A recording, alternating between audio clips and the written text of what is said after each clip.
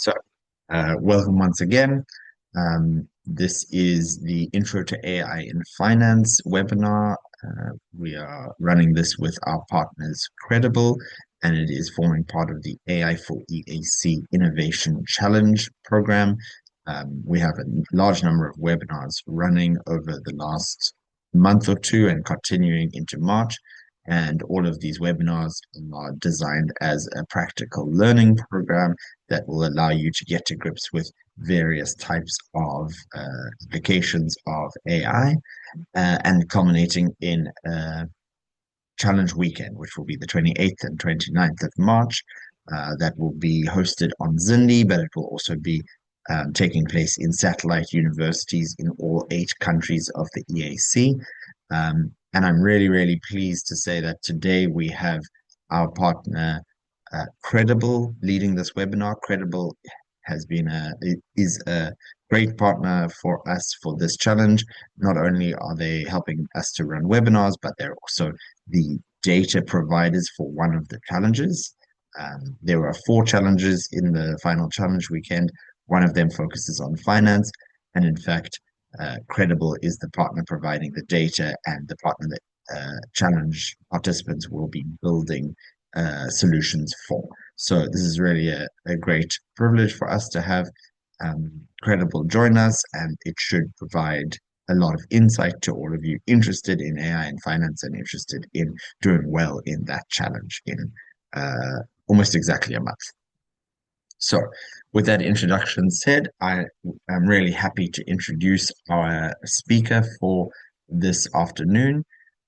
Aly Juma is head of data at Credable, and he will be speaking to us about how AI has entered almost every aspect of modern finance.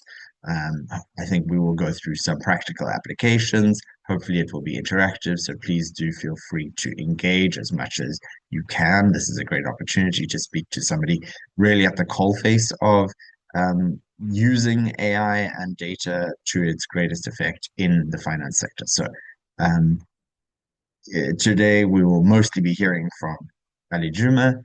We will allow some time at the end of his presentation for questions as well. So if you do have any questions, feel free to pop them in the chat and we'll either answer them during the session or the end. You can prepare answers for Aly, but questions for Aly, excuse me, but you are also more than welcome to ask any questions you may have about the program. There's a lot of courses and material available. There are events coming up over the next month, so if you do have some specific questions, you're most for now, I'm going to hand over to Aly. Aly, you're welcome to come off camera, and I'll make sure everybody can see you and your screen, and then we can go ahead. Great. Thanks, Paul. And hello, everyone. See a lot of blank screens. If anyone wants to turn on their camera, I'd love to see you, but okay if not. And let me know if you have any trouble hearing me. Just a quick intro. As Paul mentioned, my name is Aly Juma. I'm head of data here at Credable. We are an embedded finance technology provider that provides end-to-end financial services from risk and credit scoring to communications, building contextual products, and driving financial inclusion. So AI in finance is very top of mind for us and for me. Live it and operate in it every day. And so I will share my screen. We can get into this presentation, but I just wanted to give you that quick context on who I am, who Credable is, and let's kick off.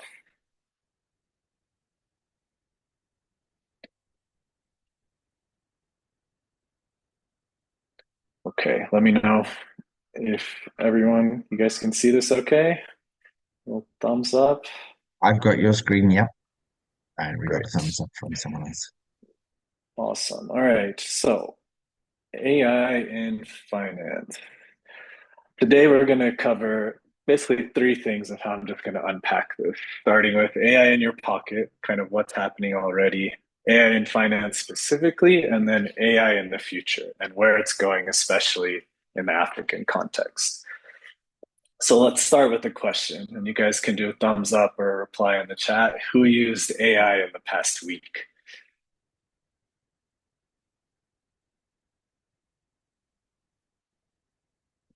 Yeah, Andrew, anyone else? There we go.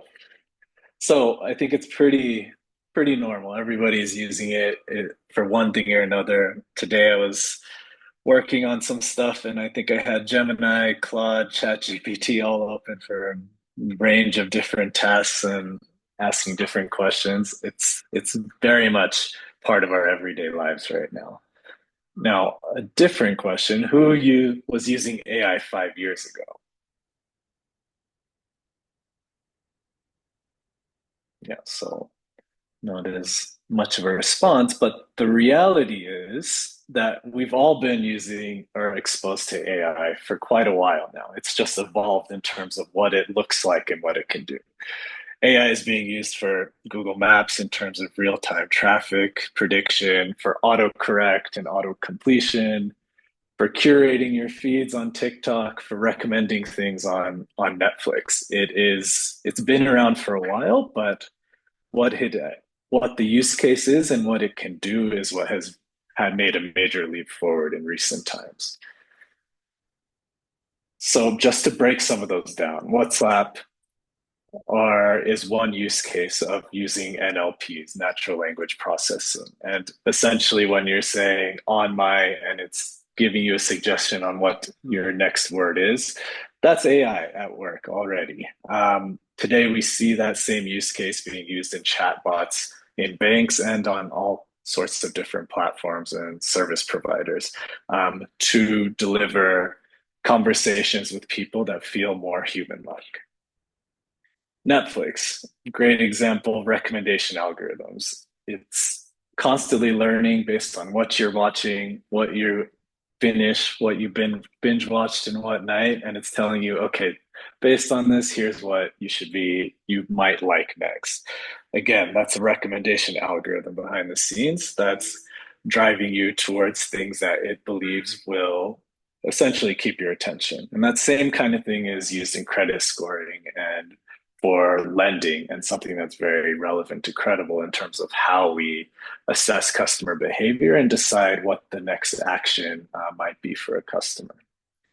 Another use case, as I mentioned, was Google Maps. Real-time optimization, looking at thousands of data points to reroute you to your destination in the least amount of time possible. That same real-time optimization is used for fraud use cases, where it's analyzing your typical behavior. When something feels out of the norm or not your typical use case, it can flag it and determine that this shouldn't be something it should allow to go through. And so that kind of just touches on the reality that AI has been around for a lot longer than we may think. And just to look at the history of AI, it started with simple rule-based AI, if this, then that logic from the 1950s to 1990s. It made a leap forward in the 1990s to 2010s, where you start using machine learning, you can learn from data.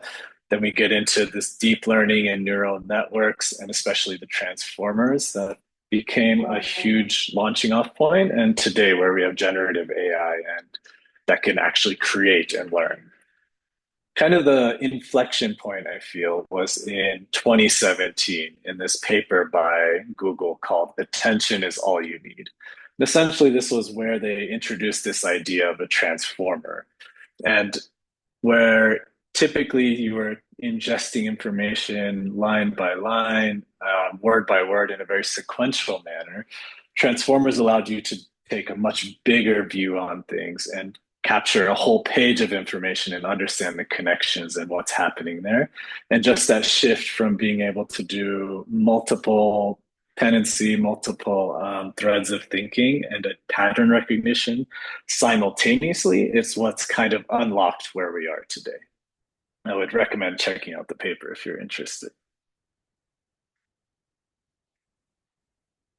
So, what AI can do now that it couldn't before? Back in 2015, a lot of this was rule based. You're setting a rule where maybe a transaction exceeds 10, like $500 or something like that, $100, and it'll flag it as fraud just by default. And we still see this today with a lot of banks. Versus generative AI can actually understand, okay, this is something that they do every month for a specific use case. This isn't fraud. It's not just a hard and fast rule. And so that same kind of shift has happened across credit history, across chatbots. All of these things are moving into AI use cases that can actually create and learn and understand the context of what's going on. In one use case, like I mentioned, programmer codes a rule. If a transaction is greater than 100,000 shillings and it's 2 a.m., we're just going to think this is fraud. AI can analyze, here's the patterns of 5 small transactions. This is a large one that doesn't fit what's been happening. That has a high likelihood of fraud. So it adds more context and understanding to what's happening beyond just a hard and fast rule. And so this is kind of the AI stack as it's progressed. You have artificial intelligence, which is the bottom. It just is literally acting intelligently.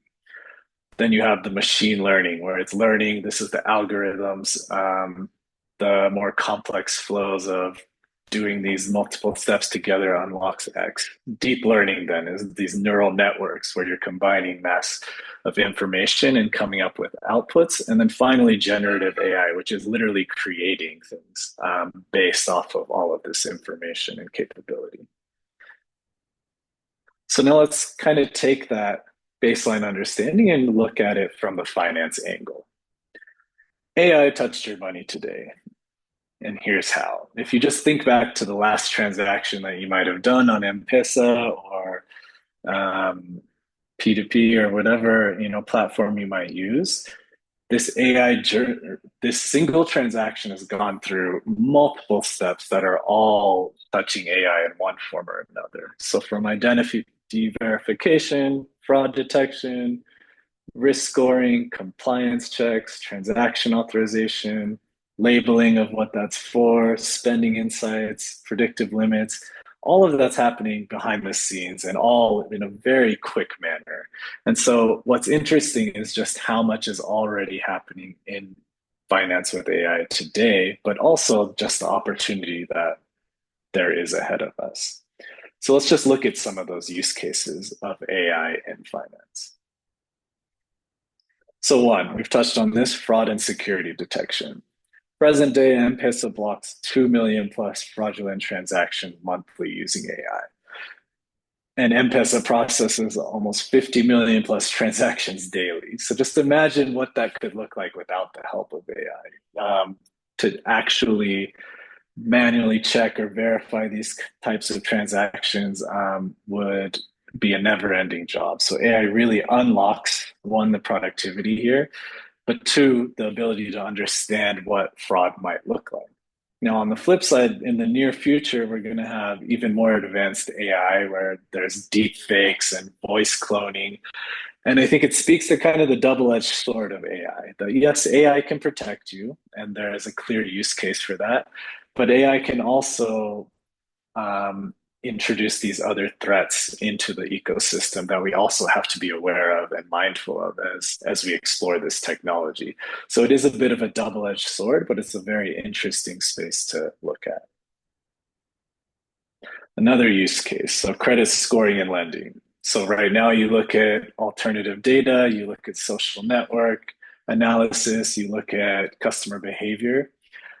In the near future, these things that maybe take a day or two to put together a model and a risk score and a strategy will be real time, will be contextual, will be much deeper and customized to what a customer is actually doing, and not kind of a more fitted model that we might have to be working with today. And so AI includes you in this context. Banks, right now, majority of us may not have a real credit history. You don't have loans, you don't have credit cards, there's no real way to track and build that behavior. AI gives us an avenue with the data that we have and use contextually in Africa that actually can build this picture for any kind of consumer. And then one final one, personalized banking and customer service. So right now we see chatbots on everywhere and AI is driving a lot of that. There's personalized product recommendations, there's spending insights and budgeting. These are all table stakes not right now. But in the near future, you're going to have conversational AI that literally sounds like you're speaking and engaging with a real person on the other end. You'll have proactive banking where you'll get advice and guidance on how to use your funds, how to spend and save and build your financial power over time. There'll be multilingual support across the spectrum to, again, include and empower you. And so when you think about it from a practical perspective, your physical bank branch closes at 4 p.m. and you have no way to engage with that, but the AI chatbot is working 24/7. You can reach out anytime, get support anytime, and it's always available. And so it gives you that empowerment to build your financial picture and your capability. And so let's play a game, if you will, humor me and maybe type your responses in the chat of just spot the AI. And so the idea here is there's a simple scenario. Your banking app says you've spent 35% more on entertainment this month compared to last month.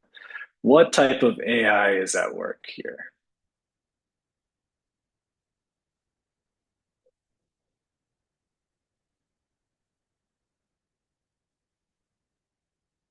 Any answers in the chat?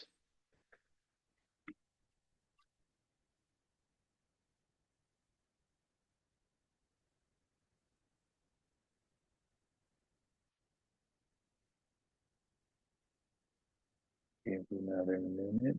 B, correct. Oh, sorry. Are you not able to let me know if you can't hear me properly? Make sure that's right. But yes, that's right. Predictive. So predictive analytics is what we're seeing here. Essentially, it is looking at your historical data, understanding what you're doing, what your behaviors are, and extrapolating that in terms of understanding what that looks like into the future. And so that's kind of an analytics use case. Let's do one more. You deposit a check by taking a photo with your phone. The app instantly reads the amount and account details. What AI is at work in this use case?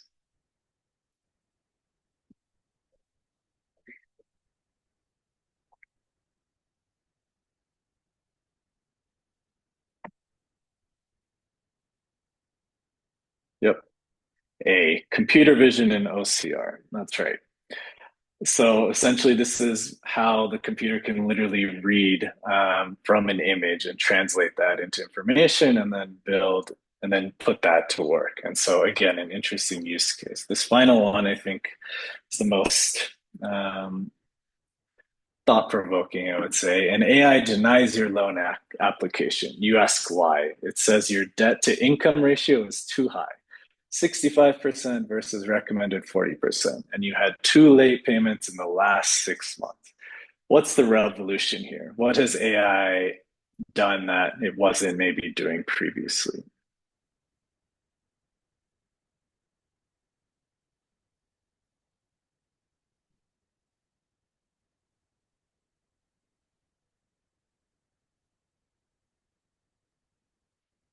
Got a couple answers. Great. Yeah. So B, and this one's a bit tricky because it is all of these, but the thing that's most unique about this is AI is actually explaining the decision. It's not just telling you a straight answer, it understands how it got there. It can tell you why it came to that outcome. And then down the line, it'll be able to help you understand how you can take action to change that outcome as well. And so these tools aren't isolated in any manner. All of these things are constantly at play and kind of build this modern finance as a toolkit of AI techniques that are working together. All of these things are used when you're doing your transactions, when you're doing your banking, any financial services. It's a mix of all of them and how they come together and create a cohesive and powerful product and use case is what makes it interesting. So here's one more kind of role-playing game. Let's say you're the bank. The outcome is approve or deny. So everything we've discussed so far comes down to this moment, a real lending decision. I'm going to give you an example of a loan application, and ultimately we would need to make that decision ourselves of what we should do here. So here is James. He is 32 years old. He works as a freelance graphic designer. You see his monthly income. He puts in a loan request of 100,000 Kish, and he wants to upgrade his laptop, and he has a requested term of 12 months. Now, from a traditional credit metrics perspective, they're probably not going to serve this loan. They don't have a formal credit history. The income is very variable. There's no collateral. It's self-employed, so that also adds to the risk. Maybe it's a smaller ticket size, so not something a traditional bank is normally serving for. So that's kind of that traditional credit thinking that we see quite often. But AI can look at that same individual and dig much, much deeper into the alternative data and understand things that a traditional bank system never would. So M-Pesa patterns in the last 12 months, you can see that, oh, they consistently pay their rent on time every fifth of the month. That demonstrates good behavior. They pay their utility bills on time. They have consistent transaction history over a long period of time on M-Pesa. You can look at their social and behavioral data. What does their network graph look like? Who are they sending and receiving money to and from? Who is part of their friend group and social network? And then just financial behavior. How many inflows, outflows are they getting? What's their general spend to earning potential? What risk signals are we seeing? Is he taking loans on other platforms? We can do CRB checks. We can check overdraft usage. There's so much data, and the amount and this will just continue to grow and expand dramatically in the next few years. And so AI has all of this information, and that's where it becomes very productive. Getting all of these insights to look at and build connections off and base decisions on is what makes it so powerful. So the traditional bank just says no. There's not much of a discussion there. They don't have the things that they would need to understand and feel comfortable to take that risk. But AI says approve. They come up with the credit score that fits what they're seeing. They can understand the risk appetite of that consumer and how likely they are to repay. They can compare that consumer with similar profiles across their portfolio and have a good and build confidence of their decision. And they can essentially not just say approve, but they can come out with clear guidance on how to approve. They can get this much, 80,000 of the 100,000 is comfortable, this interest rate, this monthly payment term. It's able to build this complete picture of the customer and give a productive outcome for them. And the reason this is important ultimately is when this gets approved for James, he gets his equipment. He's able to grow his business. He can build credit history in these alternative channels. He builds customer loyalty. He ultimately, the outcome becomes financial inclusion for him and then a way to progress up the value chain. On the flip side, though, in a traditional bank setting, the decision is reject. And what happens in that scenario is much worse of an outcome for James and for consumers in general. James goes to a loan shark where he gets crazy interest rates that he can't support. He doesn't upgrade, and the business stagnates. He has to borrow from friends and family, which is fine, but it also doesn't build this credit that we need and want to actually build this inclusion over time. And ultimately, he doesn't enter the formal financial system, which means exclusion continues. So this is why AI matters in finance, especially in Africa. Traditional banking is built for people with traditional jobs, credit histories, collateral. In Africa, this is the minority. That's not traditional use case. And so we have to think differently in this market. AI powered banking is built for the real world. Freelancers, gig workers, M-Pesa users, people with behavioral data but no FICO score. This is the majority, and this is how we need to think about finance on the continent, because what works in the West is not necessarily what is going to work here. And having that context and looking at things from that perspective is critical. So the vision of all of this is, imagine in 5 years, you apply for a loan via voice. You request 50,000 cash for school fees. AI analyzes in real time, responds based on your income. I can give you this much. I notice school fees are due very soon. Do you want to set up an auto save plan so you can maybe solve for this pain point better in the future?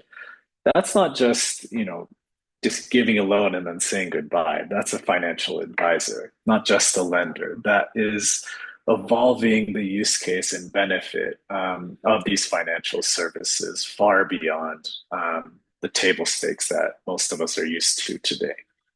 And so the future is very bright. And this scenario that I'm speaking about doesn't feel so far away based on how things are going. So now let's go into this last bit of the future. Where is AI taking us in the future, and what does that look like? First of all, this isn't just about James and that use case that we touched on, but the millions of individuals in the same situation across Africa. The question becomes, what role will Africa play in building this future? These are just a few numbers of what the current state of credit and banking is in Africa. And so there's 12% access to formal credit. There's 66, but on the flip side, 66% of sub-Saharan Africans have mobile money. So a different use case, but a very big gap that we see there. 43% banked compared to, we see upwards of like 70% in developed markets. 400 million unbanked individuals and 11% who have credit history in Kenya. That's such a small percent of the population when you think about it. And so they can't really be served by these traditional models and approaches that we see in normal banking.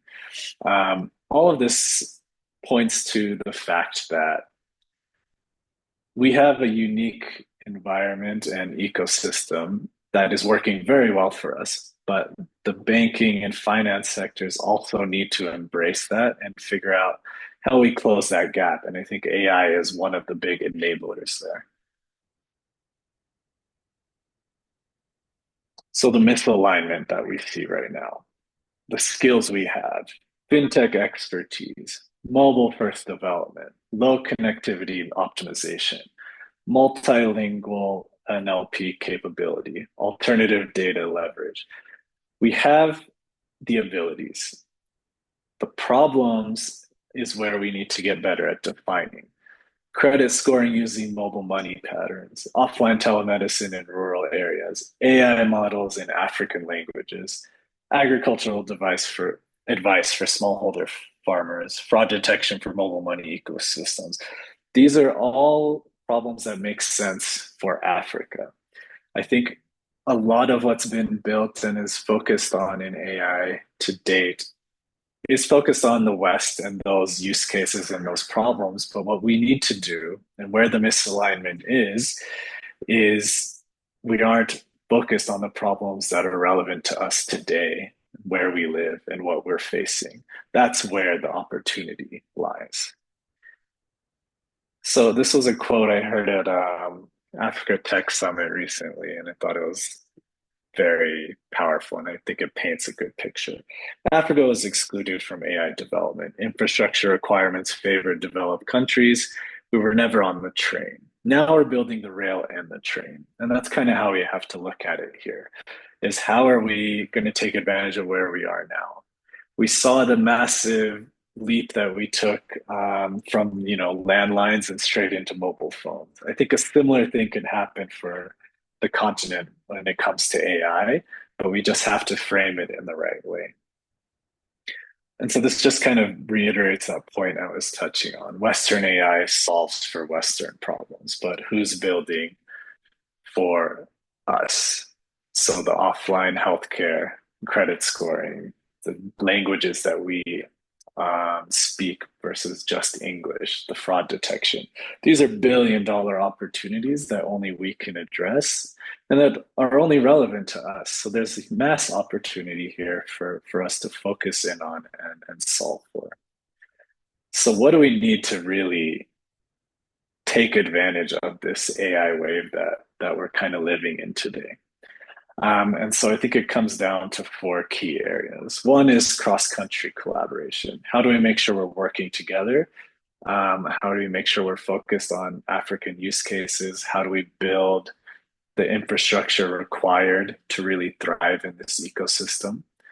Second is talent and skill development. I don't think there's a lack of talent, but we need to continue to foster the talent in this specific use case and kind of build this multidisciplinary thinking that will really thrive in the age of AI. Language and inclusion focus. So there's a huge gap in AI around non-English models and use cases, and that also points to a huge opportunity.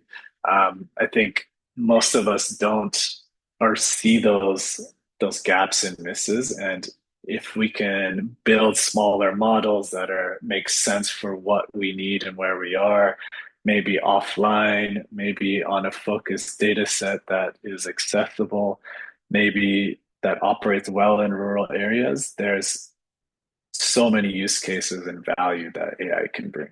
And finally, regulatory clarity.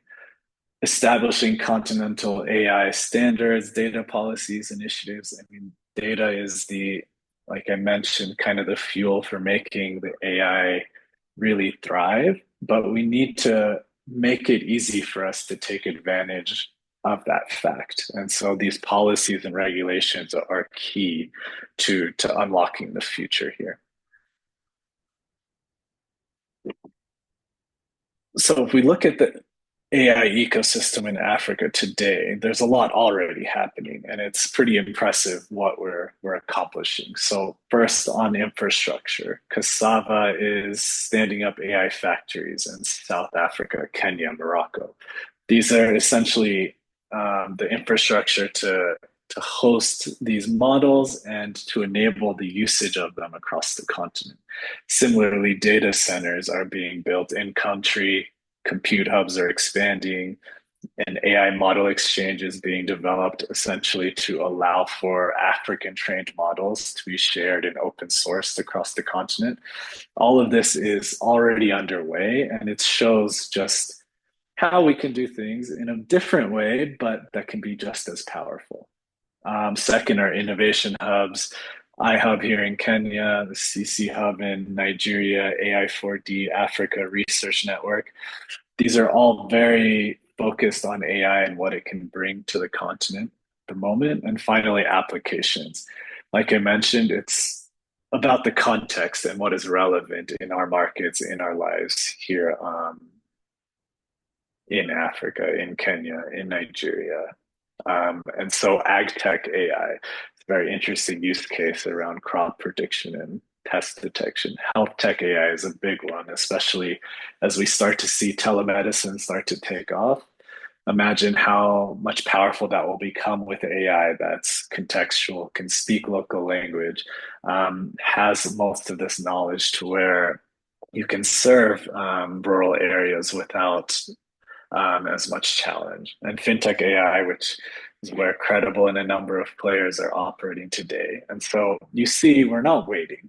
I think in general, the continent is building and taking advantage of these new tools and understanding how we can make them productive for the use cases that are prevalent.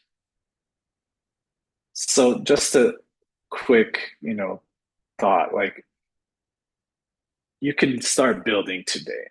The building blocks are there. Claude API, GPT-4, M-Pesa API transaction, or APIs, the open source ML framework, the local compute that's being stood up by Cassava. There's African data sets available through partnerships and through programs like these. there's a lot, the foundation is there to start creating. Now, the things you can create are endless, but some of the things top of mind, alternative credit scoring, fraud detection, SME advisory, customer service bots, all of these things are within grasp, and the infrastructure is there, the data is there. The only question is, will we take advantage of what's in front of us and to build the things that we can. I always look at these moments, and I'm old enough to be around when the internet came to be. I wasn't quite old enough to, take advantage of that wave, but this is another one of those moments in time. And I think truly taking it seriously and engaging yourself with what AI is, how it can work, and layering on the African context with that, I think can be a massive unlock for anyone who wants to really live and breathe in this space. A last kind of takeaway here, just AI in finance is Africa's moment to be makers, not just takers. And I think that really reframes things on a number of levels. I think the talent is there, the opportunity is there, and it's just around focusing that energy around the right problems and the right direction. That is my presentation. I think I got through that a bit more quickly than I thought I would, but any questions, thoughts, comments? Happy to engage. Thank you so much, Ali. Really insightful, and I have some questions, but I, as the host, don't think it's my my. It's fair that I ask questions first. I'd love to ask anybody in the audience who has some questions. You're welcome to come off mute and ask that way, or you can type your questions in the chat. Um, yeah, I think this is a really good opportunity for all of you to ask whatever burning questions you might have for somebody who works in this space. I think it's a great overview. And I don't think there's any question too small or anything like that. So please do ask. So we see one question in the chat from Cornelius. Thanks, Cornelius. How do we align with data protection regulations in local markets as we venture in these opportunities? I think it's an important one. Yeah, it's fair. I mean, honestly, the first thing I would do is just ask AI itself, like what is actually, at play in our markets, just to understand, because regulation can be very convoluted and complicated to just understand what and how it works. So getting that context and building that out, I think a lot of these initiatives like the Tech Hub, Cassava, these programs also give an avenue to start to learn like how to operate in this space. They have some great resources on understanding the regulation in the markets they have presence, and so I think that's a good starting point as well. But at the end of the day, at the same time, I would just don't get caught up with regulation. Just start playing and making and seeing Mm. what's possible and what you can create. There will always be regulations, but there are always solutions around those as well. And so I don't Mm. want that to slow you down or damper, what you might come up with. Yeah, I agree. I think that's great advice. Considering how easy with all the tools available and with accessibility to LLMs, you really can build things, especially MVPs. You can build so easily. And once you've got something up and running and working, you'll figure out the regulations. Yeah, exactly. Once you have to, that's when it'll make sense to you. Yeah. I would ask a follow-up to that from my perspective. It is you hear people saying that regulation gets in the way of this kind of thing, data regulation and financial regulations. Do you think that's particularly a problem in African markets, or do you think that's just across the globe? That's how it works. Regulation is always there. And I think this lending space in particular is one that, I mean, I have most experience with. Like a traditional bank always wants to see a regression model that they understand that's very basic, like not these fancy things that is a black box and coming out of nowhere. I think that's just kind of how they operate, but it's about being creative and working within those parameters. So um, you start with kind of that wider view, but then you can always use AI for specific use cases that don't, break rules or do anything that's, of concern. As far as regulation in general, I do think it's common, but I think because there's so many countries in Africa and how it works, it's just more how can we come up with something a bit simpler and continental that addresses things that makes it easier for us to operate in that framework. But that is going to take plenty of time, so it's not something to wait on, but just something to think through. Absolutely. Okay, next question from Light Shine. It's a good name. Mhm. Thank you for the presentation, but we're still facing data scarcity issues in fields like finance, healthcare, agriculture, and education. Knowledge gaps are a major concern. Okay, so not necessarily a question there, but maybe your comment there. Do you think that's still the case for African builders, that there's not enough I, data? I think there's a scarcity of African data for sure. So you can get data sets, but again, that context is missing. And again, this is something that the regulation and partnerships becomes very critical. Like, how do we provide open source, third party data that we can all consume and work with? A lot of this will come out of these partnerships and platforms, again, like Cassava, like these innovation hubs and challenges. Data is there. It's not that it's not, it's just figuring out how we get our hands on it to actually take advantage of what we can do with it with AI now. Um, but yeah. Um, And from David, how can financial institutions balance implementation of AI solutions with resource scarcity challenges and data security risks through external APIs? Is that something that you think about a lot, the external security risks or security risks associated with external data sources? yeah, I mean, it's so because of regulation, a lot of our work has to be deployed either within the ecosystem of the bank or within, their own data infrastructure. So because they're concerned about things like this. And so it is a very real um, limitation. Again, I think there's ways to work around it in terms of building in the rules and kind of guardrails essentially to make sure that you aren't impinging on kind of some of these security challenges. So maybe you build something in the cloud and then you port it over in a very secure way that's then sitting on prem. It makes you have to jump through more hurdles and more hoops to make it work, but it's still doable. But it requires, being a bit more creative for sure as well. So I recognize the challenge and run into it constantly. But I think at the same time, um, it can be a fun problem to crack. And would you say the same thing as you said before, which is build it first and then figure out the security? Yeah, I mean, yes, but again, you have to be careful. You don't want to go in and throw all your bank data into ChatGPT and just have it floating around. So you have to set up the proper sandbox infrastructure. Like, how are you actually going to do it? But I think, I mean, it's so top of mind for everyone. I think there's a way to convince all stakeholders of what are they comfortable with doing, and you just have to kind of fight those battles.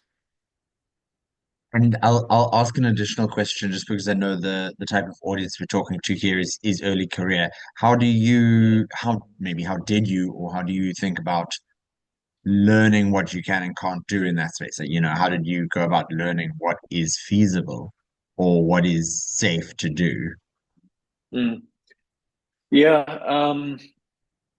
So I mean, when you're in an organization, I think it's ideally they will provide you with something to operate within. So, we have our AI policy, we have certain tools that, we have to pay for and only use because we know those aren't being used to train AI models and going, outside of our organization. So one is just a use case approach, but the other is kind of, how do I say this? It's finding use cases that might not touch um, sensitive data directly. So I think there's things like using AI, agentic AI for voice and communications. Like, how do you build more, specific use case driven things that you don't need to consume a ton of data to build a scoring model necessarily, but you can do, more simple but very powerful and effective tools that also move the needle. They're kind of sitting on the periphery, and that can work, but um, over time you'll be able to unlock those bigger wins. That makes sense. Okay, so keeping with the early career theme, we have a question on advice for career or professional shift avenues towards AI jobs, and where should one start with the tech proficiencies required in your book? Okay, so where AI is going, it depends on how you want to engage with it. Are you trying to build these models and do all this? Today, you can open Claude Code and build an app or do an analysis just by, giving it some simple feedback in a data set. So, or just having some guidance. I think honestly, having a more well-rounded understanding of multiple disciplines, I think gives you essentially a companion in AI that can go execute on these things because you have Mhm. that holistic vision. Mm, So that's from a more generalist perspective. Now, if you actually want to be building like hardcore models and like, I think getting into and learning data science and the foundations of how all this work is a more productive path. But at the same time, I think I read an article every day about how developers are going extinct. So it's like mhm. you have to pick and choose, how you think about it. But I do believe having that kind of multidisciplinary approach is going to become more and more valuable because essentially and effectively you're enabling a single person to do tens, hundreds of jobs through AI all alone if you kind of have that high level understanding. Mm, interesting. Yeah, some people are saying the opposite, that that you should be becoming hyper focused because the AI is the generalist. But I think your idea of a kind of an operator conducting a range of agents, that makes a lot of sense as well. Yeah, and it depends very much on the Mm. use case, but I think, I mean, personally, maybe not yet, but specialist is going to get more and more difficult to be as these models get more powerful. Interesting. Okay, and I would also say, certainly from a Zindi perspective, we still very much see the power of learning hard machine learning skills. We still see that being able to think critically about how to design a machine learning model for a specific use case. Humans are still outperforming ChatGPT or Claude or whoever. So, and we believe very much in the strength of the human value that you can add in these hard sciences. So I would say don't be discouraged. That would be my message. We have a question Yeah. about using NLP for sentiment analysis and market forecasting. Do you do any of that work? Have you got insights to share there? Financial sentiment analysis and market forecasting. Um, so sentiment analysis, we're working on a project right now that's kind of more using agentic AI and voice to engage our customer base from an education perspective, from engagement to repay or to open and use new products. I think it's very interesting because it allows us to do a few things. One, I think SMS is so pervasive now that it's very easy to ignore when you want to. So it's kind of interesting how it's going back to like, okay, a phone call is something you might be more receptive to than you used to be. Um, at the same time, because it feels more human-like and more of a relationship, I think there's a lot more you can do and build with those use cases. So that's one interesting piece.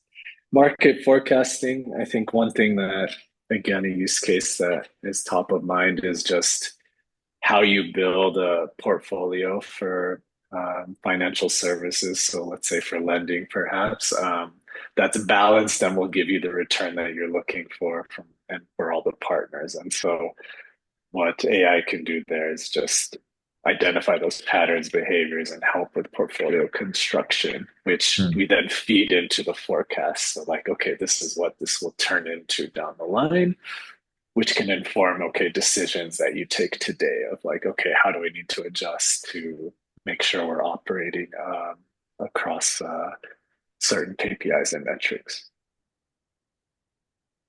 The next question is around lending due to increased interest rates. So let me read this. With receding lending due to increased interest rates from the banks, should the AI be Mhm. focusing on recommending financial intermediaries with better value? I think it's a reasonable use case. I don't know what you Yeah, think. yeah, I think it's very reasonable. And I think it's so one thing we do at Credible is just called risk-based pricing, where the better behavior you exhibit, the lower pricing we can offer you, the more affordable the credit becomes, and you kind of take them on that journey. I think AI can accelerate that journey like tenfold by just understanding and looking at the behaviors and patterns. And so I think it's a very clear use case of how we can drive financial inclusion across the continent. Okay, and then the last question in the chat, I think you answered this on one of your slides, but maybe just to reiterate, is Mm. infrastructure the main barrier to AI in Africa, or are skills and data bigger challenges?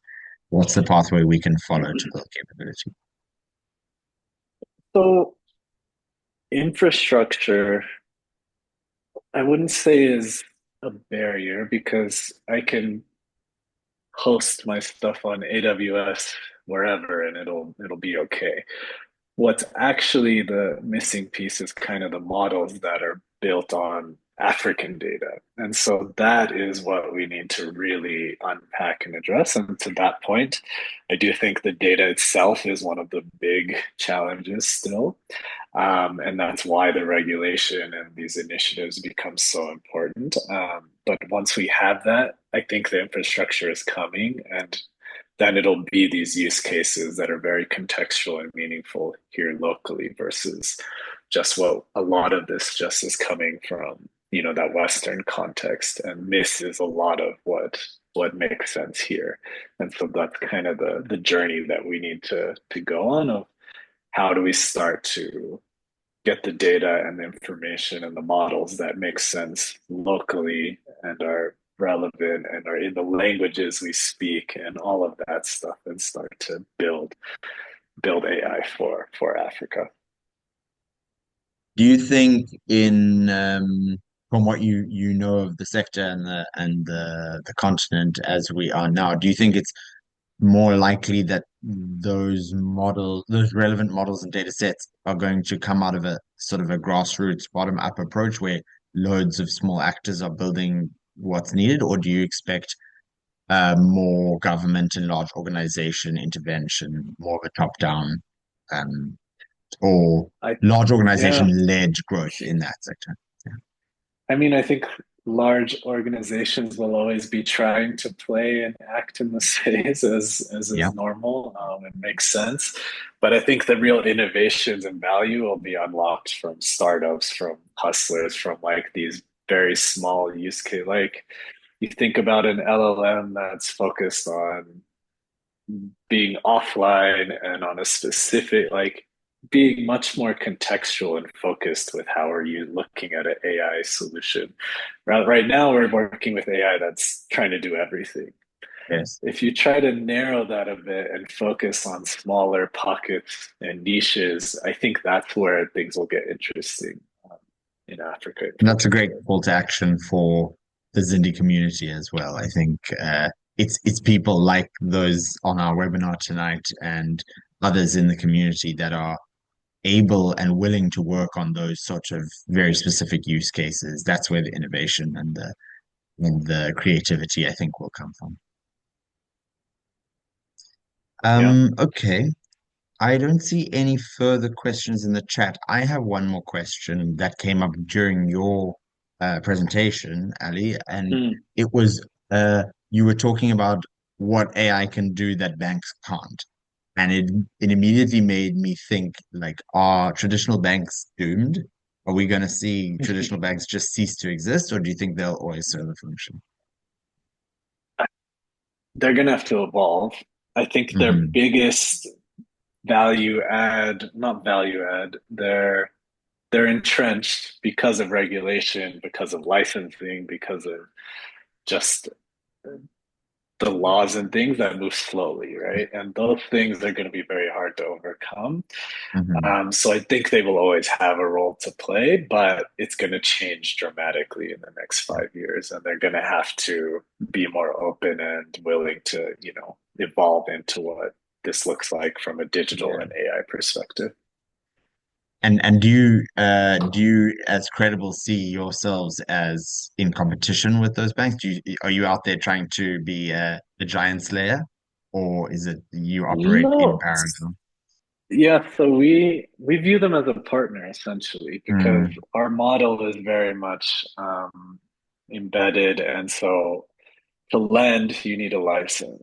We don't want to go get caught up in licensing and this and that. So we partner with the bank. You guys be the lender. You guys have the licensing. We can do the things that you're not strong at. We can bring the AI capability. We can bring the technology. We can bring the digital focus and capability. And that kind of marries, the best of both worlds and solves those problems in a valuable way. right. So more an innovation partner. You're actually helping them Mm. come into the AI first Yes, world. exactly. Because they all want to be in the space, Yeah. but it's easier said than done. And for a larger organization, especially like banks, that takes a long time. Having a Mhm. partner that can kind of accelerate that journey is very valuable. Yeah, really interesting. Thanks. Okay, I don't see any further questions in the chat. So I think, Ali, I'll open the floor to you if you'd like to say anything else to wrap up. Otherwise, we can bring the webinar to an end here. No, I think hopefully that was informative. I think I appreciate those that were able to make it. I'm excited. Hopefully, you'll partake in our innovation challenge that's coming up soon as well. Maybe I'll see you guys again, but all the best. And yeah, I'm happy to connect with anyone offline. You can shoot me an email, and if you have other questions or thoughts, happy to engage. So, again, thanks for the opportunity Fantastic. and for the time. Good. Thanks, Ali, and thanks everybody for your time this evening. I hope this was informative and valuable, and we will see you at the next one. Bye. Thank you. Bye.